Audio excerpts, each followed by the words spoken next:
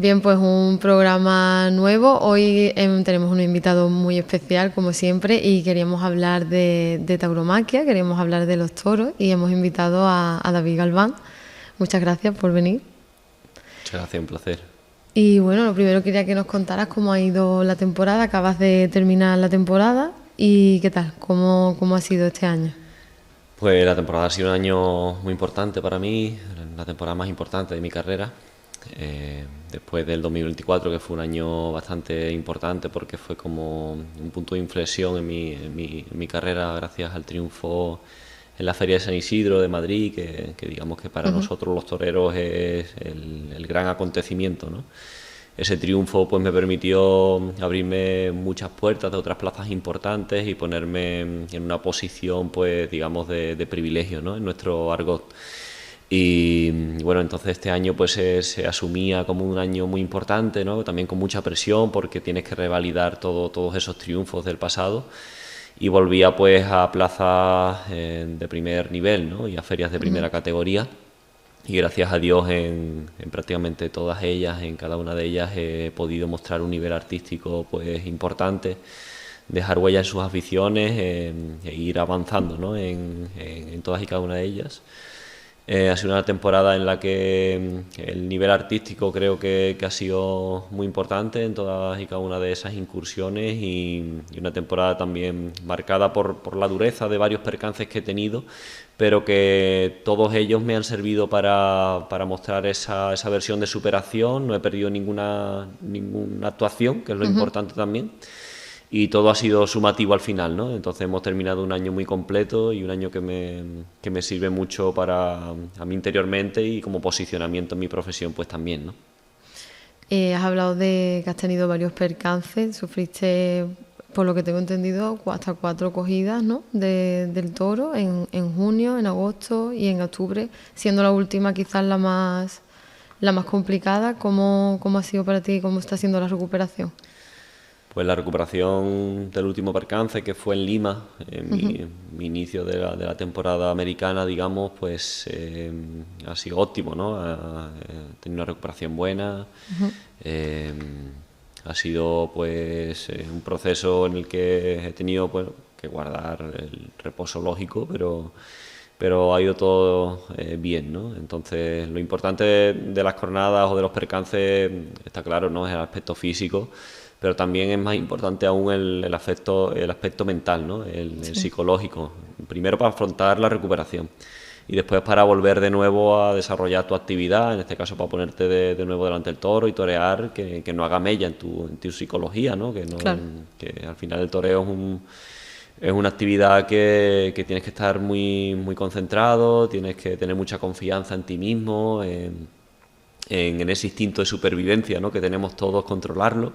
Claro. Y para eso pues tienes que estar psicológicamente bien, ¿no? Entonces lo importante de los percances y demás es, por supuesto, recuperarte bien físicamente, pero volver psicológicamente fuerte, ¿no? Y en todas y cada una de los percances que he tenido en esta temporada he vuelto con fuerza, y gracias a Dios eso se ha demostrado en el resultado después en las corridas venideras, ¿no? En los triunfos que ha habido, gracias a Dios.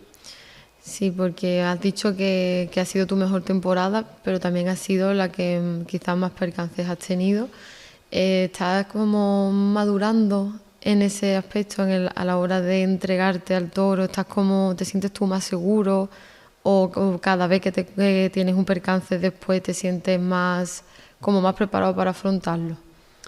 Sí, hombre, a medida que pasa el tiempo y pasan los años, la madurez se nota, ¿no? Y se va uno, pues, digamos que labrando el camino con otro pozo, otro reposo, y eso, pues, se nota en todos los aspectos. Está claro hombre, que los percances uno nunca quiere que lleguen, ¿no? Pero cuando llegan, pues, lo asume también ya con otra experiencia y otra madurez. Lo importante al final es tener uno claro cuál es el objetivo y ser fiel a los principios y las convicciones de uno, ¿no? Y a la personalidad de uno como torero también. El toreo es un arte, y lo que marca en el arte al final es el sello propio, ¿no? El sello diferenciador. Lo más importante es que la gente, cuando vaya a la plaza, vaya con la ilusión de ver algo distinto, en un espectáculo público lo que va a atraer a la gente, al público, va a ser lo que el sello de calidad o el sello propio, el sello diferenciador que tú le ofrezcas, ¿no? Entonces, en el caso del torero, yo intento ser un torero diferente, un torero con sello propio, con mi forma diferente y singular de expresar mi toreo, y que eso sea lo que a la gente le atraiga, ¿no? Que vean una imagen mía y se vea que no es un torero más, sino que es David Galván en este caso, ¿no? Claro. Y eso, pues ahí, uniendo tu pregunta, creo que la madurez se nota en el pozo de esa personalidad y esa autenticidad como torero que en este año, por ejemplo, he notado en la ilusión de la afición por querer ver el toreo de David Galván. Ajá. ¿Y cómo trabajas tú el miedo? Bueno, el miedo es una cosa que tenemos todos, que es una cosa que creo que por mucho que se trabaje siempre entra, porque en algún momento siempre entra la duda, es un factor humano, pero el miedo yo lo trabajo siempre desde la fe. Creo que la fe es lo que a mí me da ese combustible, esa llama que hace que desaparezca el miedo o que lo supere, más que desaparezca, ¿no? Porque al final vuelve a aparecer en cualquier momento, claro. Pero siempre intento entrar en contacto con la fe y que eso me guíe. Y has hablado del aspecto artístico del toreo y también de tu sello personal. ¿Eso es algo que se trabaja o algo que va más innato en cada torero? Pues mira, hay una frase en el toreo que se dice que torero se nace y después uno se hace. Y entonces creo que el toreo es una profesión vocacional, ¿no? Totalmente vocacional. Tú no puedes fingir nada.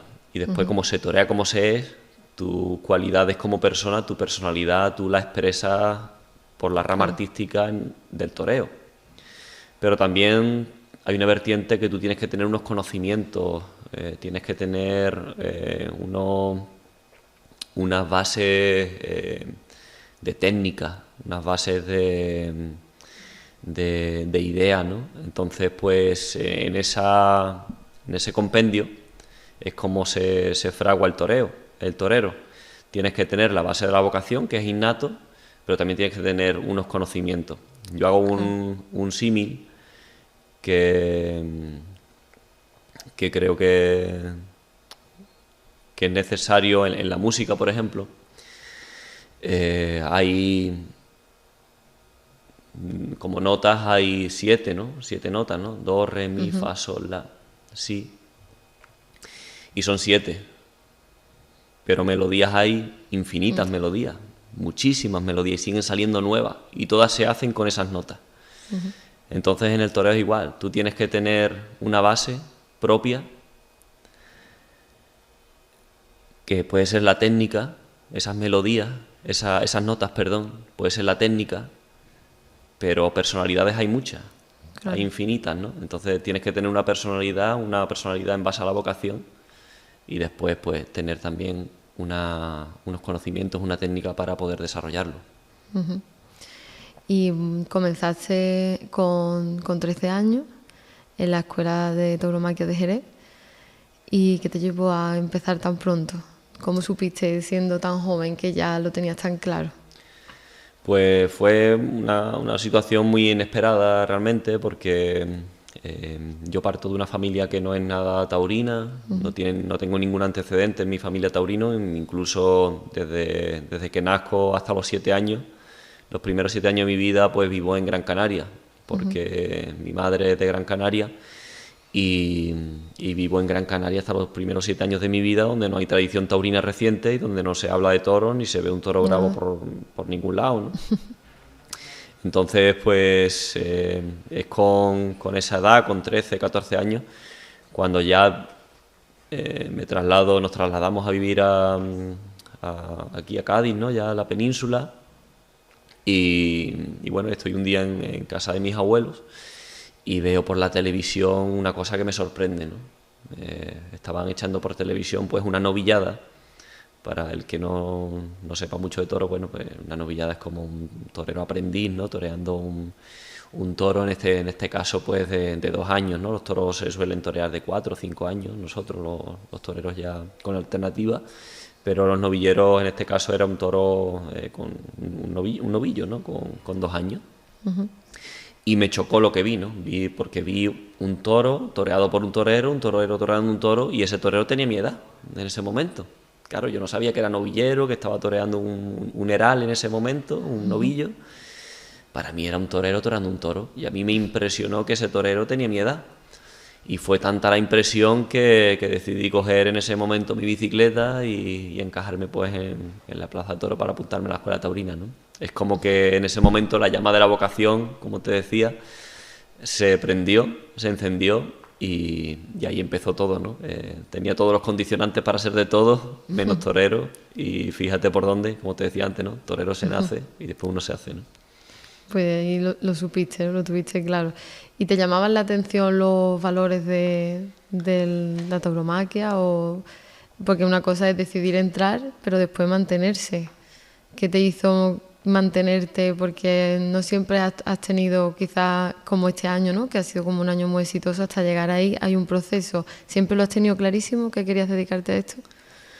Pues al principio, cuando yo me apunté a la escuela taurina, sinceramente yo me apunté como una actividad extraescolar más. A mí me sorprendió mucho lo que vi, pero yo me apunté, no te voy a decir que me apunté diciendo yo voy a ser torero, no, me apunté como una actividad extraescolar más, como el que me apuntaba a un deporte o algo, ¿no? Lo que pasa es que, claro, en cuanto me apunté y empecé a desarrollar, a empezar a dar mis primeros capotazos, los primeros muletazos, pues sentí que aquello pues se me daba bien, tenía una comunión bonita con esos movimientos, con el capote, con la muleta, se me daba bien y me fluía, ¿no? Fluía. Entonces, pues, poco a poco, pues, fui avanzando y desde el primer momento, sobre todo, me lo tomé muy en serio, ¿no? Sin saber tampoco por qué, ¿no? Es un poco, siempre va todo a lo mismo, ¿no? A la palabra vocación, ¿no? Cuando te das cuenta a lo largo del tiempo que cuando algo es vocacional, pues te surgen muchas veces actitudes que tú en el momento pues no le pones nombre, pero cuando pasa el tiempo, miras hacia atrás y dices tú, pues, ¿por qué le ponía tanto empeño? ¿Por qué me lo tomé tan en serio siendo tan niño? ¿Por qué avancé tanto? Pues al final todo radica en la misma palabra, ¿no? Porque era mi vocación, ¿no? Claro. Entonces, pues bueno, sí es cierto que después vienen momentos difíciles, momentos duros, donde si esos cimientos no están bien puestos, pues te tambaleas, ¿no? Y he tenido muchos momentos de duda en mi carrera, ¿no? Incluso muchos momentos en los que no le he visto salida y he dudado si era mi camino o no era mi camino. Lo que pasa es que en esos momentos siempre, pues al final sale un rayo de luz o te pone Dios un instrumento en el camino que te hace sentir que es el camino correcto y que tienes que seguir intentándolo un paso más. Entonces, pues te diría que he tenido muchos momentos de duda, pero siempre en esos momentos de duda, pues ha surgido la luz por algún lado y me ha dicho que tenía que seguir, ¿no? Y bueno, el tema de la tauromaquia, tú sabes que a nivel de opinión pública hay muchas personas que no están de acuerdo, que son bastante detractores. ¿Cómo te relacionas tú con esa parte del público? Pues siempre desde el respeto a las opiniones de los demás, por supuesto. Desde una palabra que creo que es importante que la tengamos todos en cualquier faceta, que es la tolerancia. Hay que tener una mirada amplia, no solo ver el cortoplacismo o ver en una idea, sino tener una mirada amplia en todos los sentidos. Y yo a nivel personal te digo que tengo todos los condicionantes para ser de todos menos torero, ¿no? Sería lo único, lo último prácticamente a nivel, por ejemplo, cultural en mi familia, que no había ningún tipo de antecedente. Pero elegí el camino porque sentí que el toreo es una historia más allá de lo que a lo mejor superficialmente cualquier persona que esté en contra puede ver. Puede ver, claro. El toreo es un ejercicio de orden espiritual de la persona y el toro para mí es prácticamente un ser sagrado, ¿no? Yo cuando me pongo un traje de luces voy a torear, ¿no? No voy a hacer otro tipo de cosas que pueden decir las personas que están en contra, ¿no? Más radicales. Y voy a crear un arte y voy a emocionar porque es el sentido que yo le encuentro a eso, ¿no? Y el toro como animal para mí es una cosa sagrada. Y en cuanto a mi posición, siempre lo intento ver como, o lo intento explicar desde un punto de vista divulgativo, a expresar lo que yo creo que son las cosas positivas de mi profesión o del toro. Yo no intento evitar el enfrentamiento, ¿sabes?, con las personas. Hay una mención, una cita de una persona que admiro mucho, que es la Madre Teresa de Calcuta, que cuando le dieron el Premio Nobel de la Paz, dijo que a ella no le invitaran para dar mítines en contra de la guerra, sino que le invitaran a dar mítines a favor de la paz, siempre. Quiero decir, yo no voy a dar nunca un argumento de decir por qué hay que convencer a los que están en contra de los toros. Yo daré mis argumentos del por qué estoy a favor de lo mío, de mi arte, y cómo ese arte pues puede llegar a causar conceptos, emociones y demás cosas positivas o demás cosas que yo creo que puedan divulgar un concepto que merezca la pena, ¿no? Entonces los colectivos de animalistas que están a favor de que no se sufra el toro, ¿tú te consideras que quizás desde la tauromaquia defendéis al animal y lo tratáis, como has dicho, con un respeto como de algo sagrado, y que a lo mejor no debería de tacharse al torero de estar en contra de los animales? ¿Crees que, bueno, es que sería injusto? El torero, eso es un... Es que creo que eso es un comentario de una ignorancia total. Yo no puedo entrar en conversación con alguien que tiene ese argumento, porque es un argumento ignorante y totalmente demagógico con la realidad. La realidad, el mayor animalista que hay, el mayor ecologista y animalista, no es el torero, es el ganadero, que es el que cría el toro y el que invierte todos sus recursos en la crianza del toro. Ese ganadero pone a su servicio y está en su mano la preservación de esa especie y al mismo tiempo de un ecosistema propio que solo el toro es capaz de guardar. Es decir, el toro de lidia solo puede ser una especie apta para lo que es. No es un toro genéticamente apto para la carne, para el consumo humano y demás. ¿Que se puede comer? Sí. ¿Que es rentable? No. Un toro de lidia tiene que estar 4 años viviendo, cuidándolo el ganadero para poder lidiarse en una plaza, con la salvedad de que el toro de lidia también tiene la opción de ser indultado en la plaza y vivir para toda su vida hasta que muere de viejo en el campo, ¿no? Tiene esa opción en la plaza. Y después, gracias a esa crianza del toro de lidia, que es una crianza que se hace con un esmero exhaustivo, que si al toro de lidia durante esa crianza le pasa cualquier cosa, el ganadero invierte todos sus recursos para que ese percance que le ha pasado al toro o esa crianza se haga de la mejor manera, se haga prácticamente como se le hace a una persona sin hacer descalificación, que muchas veces se hace, ¿no?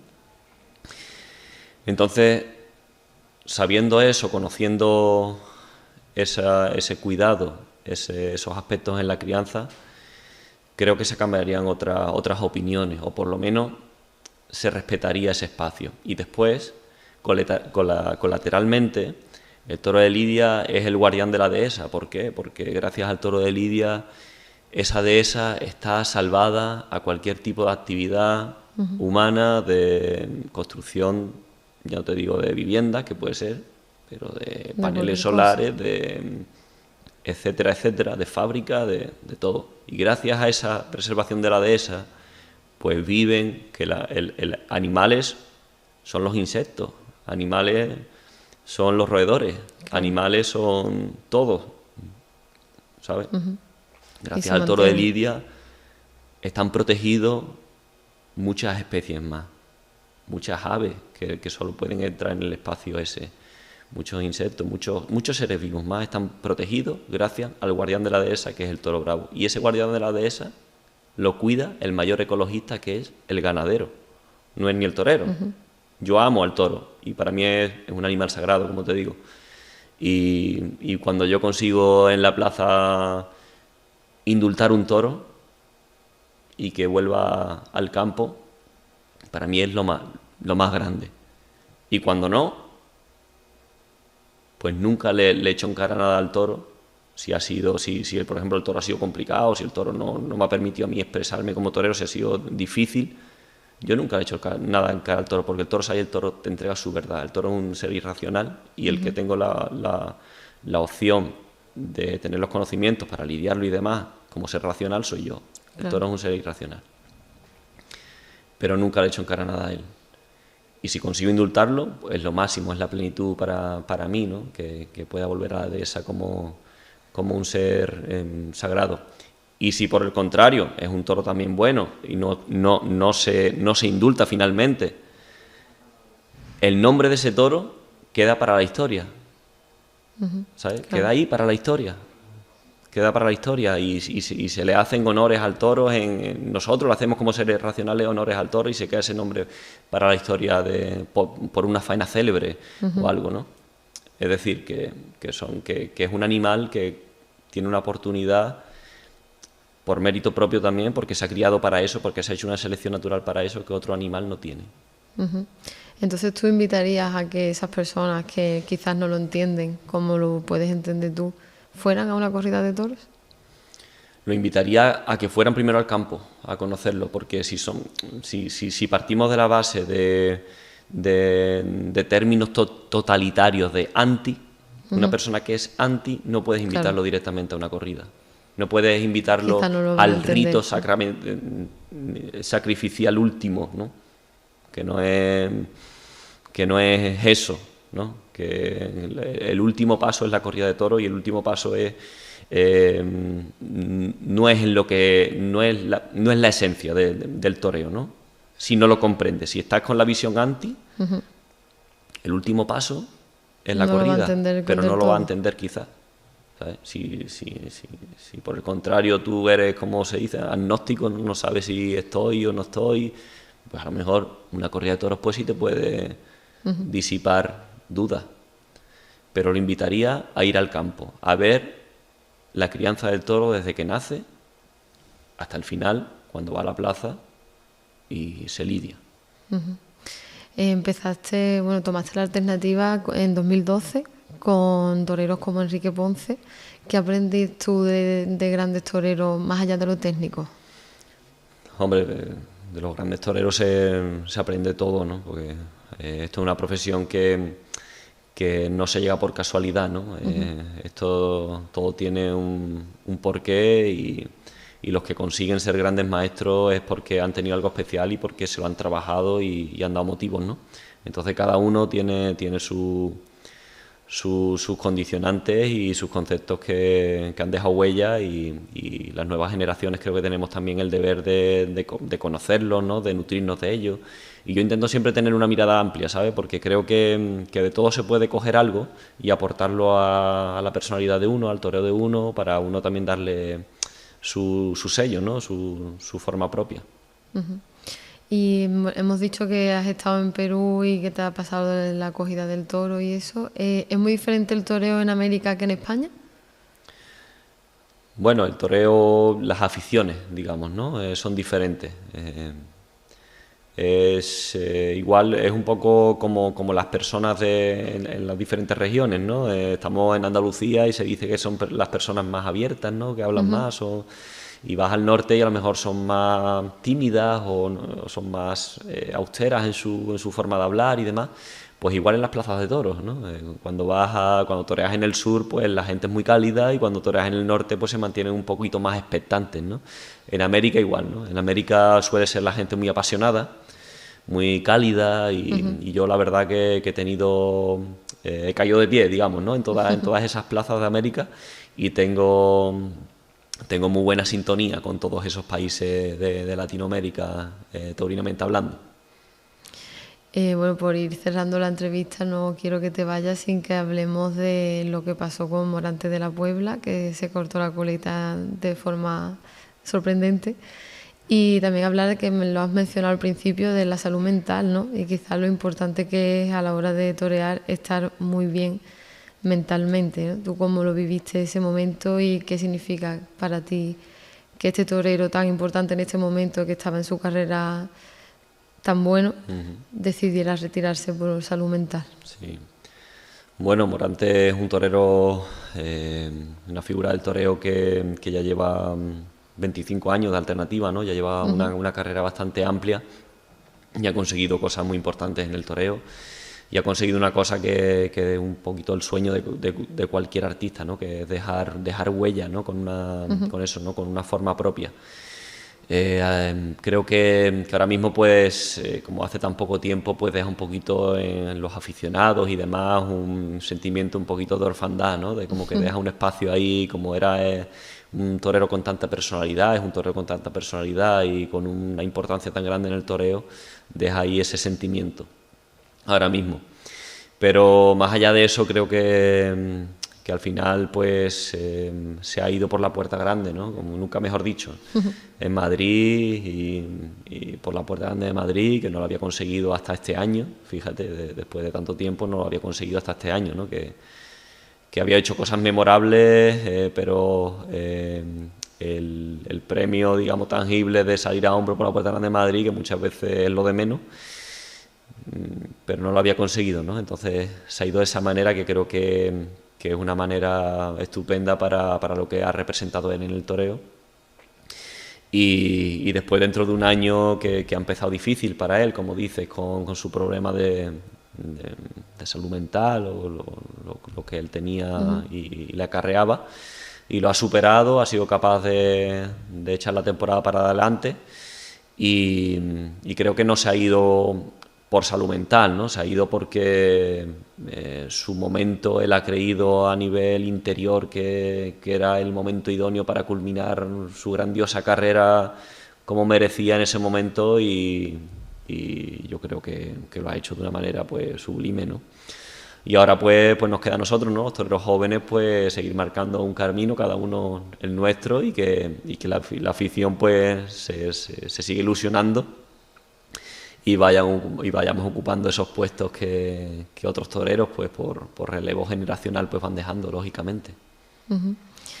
Y si tuvieras que recomendarme a mí una corrida de toros de algún torero en concreto, ¿me recomendarías a alguien que no me pueda perder? Bueno, ven a verme a mí, ¿no? Hombre, claro, ven a verme a mí si no has venido. Si no has venido, empezaremos pronto la temporada, si Dios quiere, y contactaré con ustedes para que vengáis a verme. Estupendo. Pues muchas gracias, David, por contarnos tu experiencia, y que me quedo con eso de que a la gente que esté en duda, que no sepa si apoya o no la tauromaquia, que vaya a la Plaza de Toros y que lo vea. Muchas gracias.